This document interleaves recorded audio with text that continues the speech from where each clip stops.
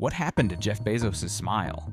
In early photos after his divorce, he looked weightless, eyes crinkled, shoulders loose, the kind of grin you don't have to fake. Lately, that same smile shows up, but something behind it feels managed. Tonight we unpack how the world's most disciplined builder of value may have traded depth for spectacle, and why that swap shows up first in a face. We'll rewind to the McKinsey years and the origin story that made Amazon possible, track the early glow of Jeff and Lauren's romance and the subtle shifts that followed, pull apart the headline wedding that flooded Venice with flashbulbs, and look at the fallout inside Amazon's own culture. Along the way, we'll examine what body language folks call a social smile, why philanthropy can be a louder message than a press tour, and how a relationship can drift from private meaning to public performance, one tiny compromise at a time. By the end, you'll see the warning signs any of us can use. No super yacht required. Start here, 2 frames, years apart. In the first, taken around 2019, Jeff's grin lifts the muscles by his eyes. His jaw unclenches. His posture opens. Commentators call that a Duchenne smile,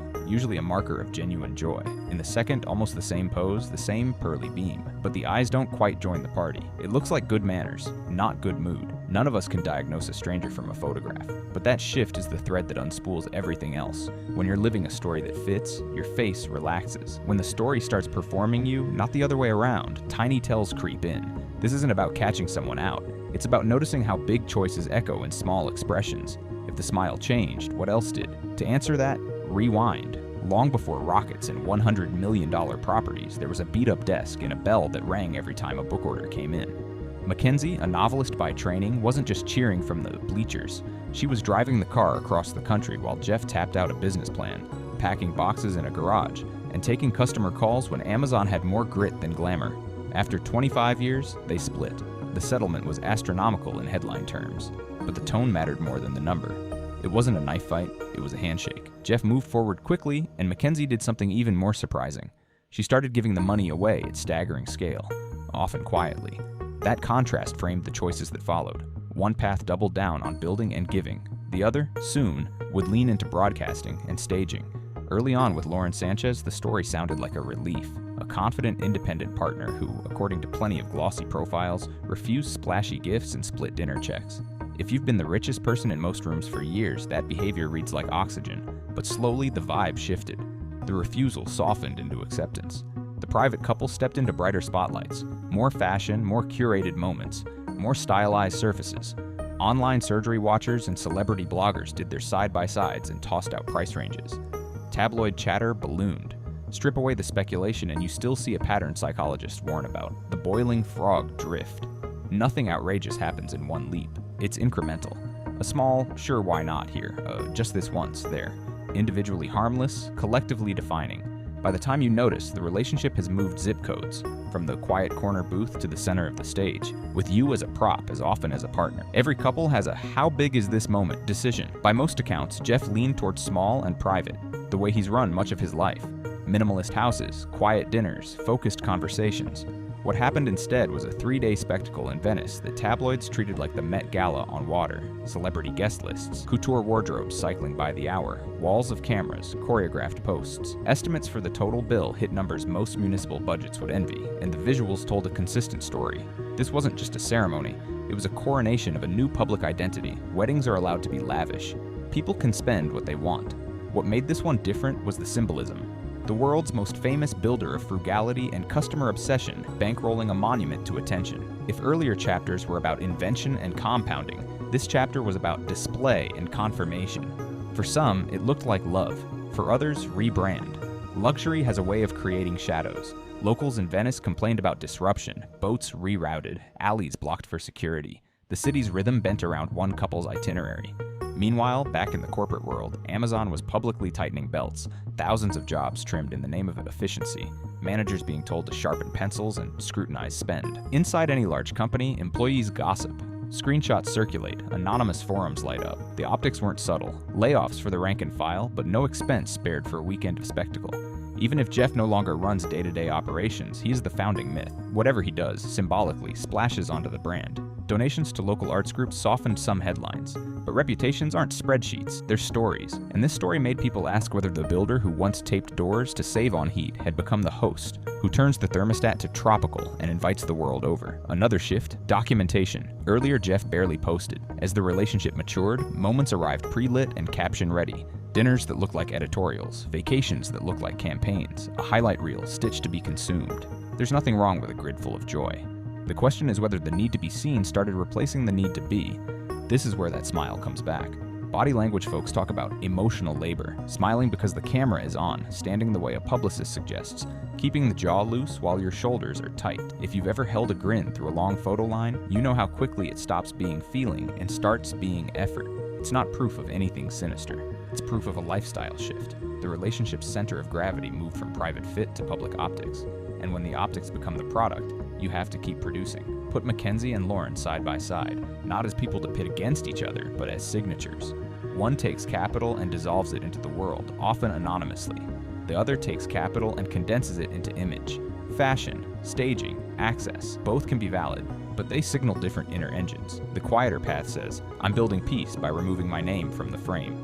The louder path says, I'm building presence by embossing my name onto the frame. If you're Jeff, you lived the first model for decades. Heads down construction, compounding value, Spartan personal taste, a private compass.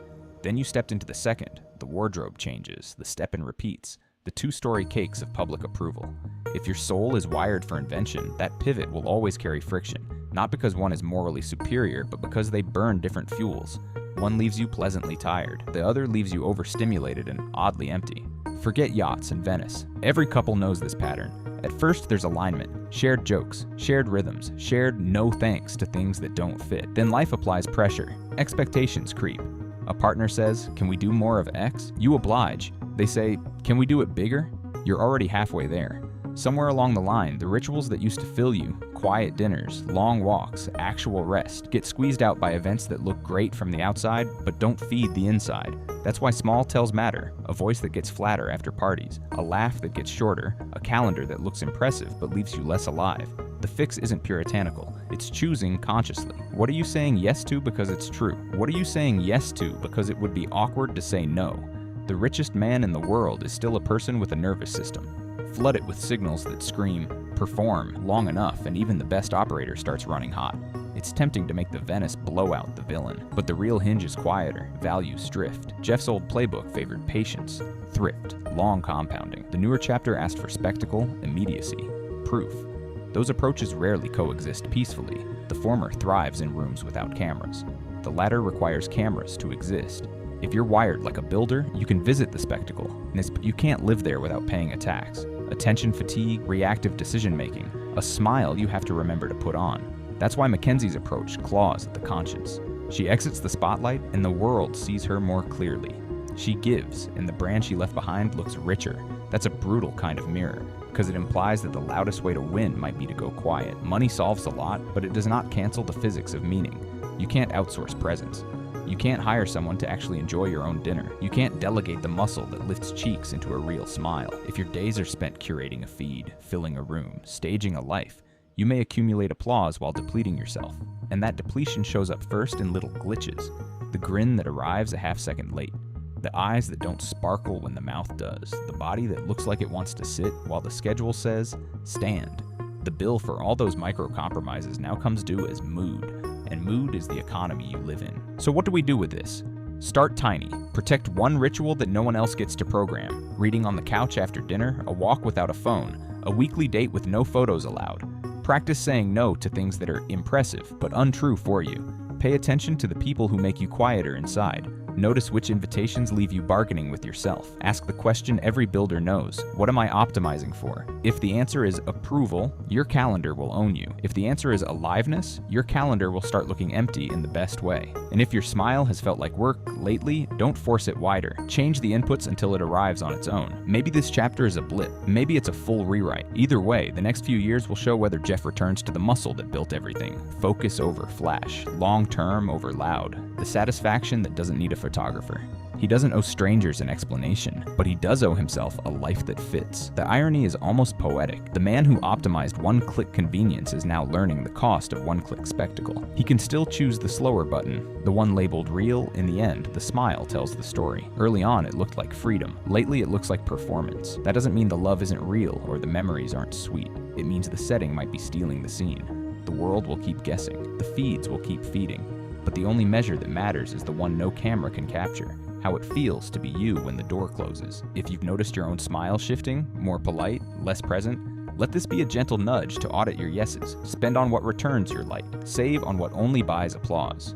And if you ever lose the thread, go back to the garage principles. Build quietly, love deeply, and let the grin show up by itself.